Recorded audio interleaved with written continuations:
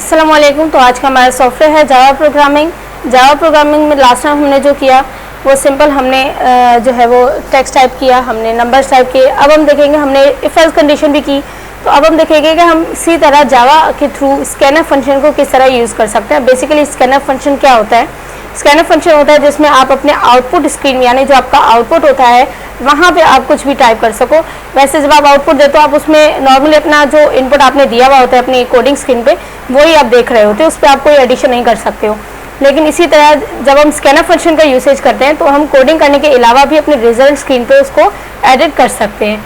ठीक है, अब वो कैसे कर सकते हैं? सबसे पहले तो हम क्या करेंगे कि हमारे जावा कंडीशन में जहाँ पे हमारे पास पैकेज वाली लाइन होती है यानी हमारी जो कोड को हमारी रीड करती है, बिल्कुल उसके नीचे हमने सबसे पहले अपने स्कैनर को इंपोर्ट करना है जावा में।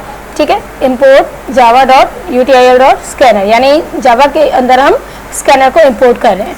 ठीक है, उसके बाद हमने क्या करना होता है? उसके बाद नॉर्मल हमारी जो जावा की हेडर फाइल होती है उसके बाद हमने अपना स्कैनर में बनाना है कि हम स्कैनर को यूज़ कर रहे हैं कीबोर्ड के थ्रू। कैसे? New scanner. अब यहाँ पे न्यू स्कैनर मैंने क्यों लिखा? क्योंकि स्कैनर हम बहुत टाइम बार बार यूज़ करते हैं, तो हर बार हम न्यू स्कैनर ही लिखेंगे, वरना फिर ये क्या करेगा? प्रीवियस कंडीशन को कॉपी करेगा। तो प्रीवियस कंडीशन को कॉपी ना करें इसलिए हम इस पर हर बार न्यू लिखेंगे। ठीक है, अब न्यू स्कैनर को हमने क्या किया कि हमें सिस्टम में इन करना है। क्या इन करना है? तो सबसे पहले यहाँ पे मैंने न्यू लाइन का सिंबल दे दिया, यानी जो भी मैं काम करूँगी एक लाइन छोड़ के मेरा काम स्टार्ट हो जाएगा। ठीक है, ये ना भी लिखें डजेंट मैटर। अब इसके बाद हमने क्या किया? इसके बाद हमने कहा कि मुझे एक नंबर प्रिंट करवाना है। नंबर क्या? जो हम लिखेंगे हमारे आउटपुट स्क्रीन पर। आउटपुट स्क्रीन पे क्यों लिखेंगे? क्योंकि हमने यहाँ पे स्कैनर फंक्शन ऑलरेडी दे दिया है। उसके बाद अब क्योंकि नंबर है और मैंने आपको पहले बताया कि हम नंबर्स के लिए इंटीजर्स यूज़ करते हैं, तो मैंने यहाँ पे दिया कि इंटीजर नंबर वो जो मैं अपने कीबोर्ड से लिखूँ उसके बाद नेक्स्ट इंटीजर आए। अब नेक्स्ट इंटीजर कैसे आए वो भी हम बताएंगे। उसके बाद हमने बताना है कि जो हमारा इंटीजर सम है अभी वो 0 है। ठीक है, उसके बाद क्या? जब हम जो भी हम इंटीजर देंगे वो रन करेगा 1 के साथ और less than is equal to number यानी उसी नंबर के मुताबिक रन करेगा जो हमने उसको दिया हुआ होगा। ठीक है, उसके बाद क्या? Run is equal to run plus 1 यानी जो भी मैं अपना नंबर दूंगी उसके हिसाब से उसको +1 करता रहेगा। अब कैसे? System dot out dot print run और वो जो भी नंबर होगा उसके हिसाब से नंबर।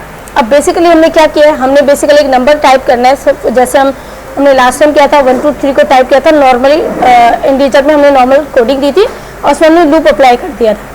लेकिन यहाँ पे हम स्कैनर फंक्शन यूज़ करेंगे। अब वो कैसे करेंगे कि हमने जो है वो एक नंबर दे देना है कि मुझे 100 तक प्रिंट करके दो।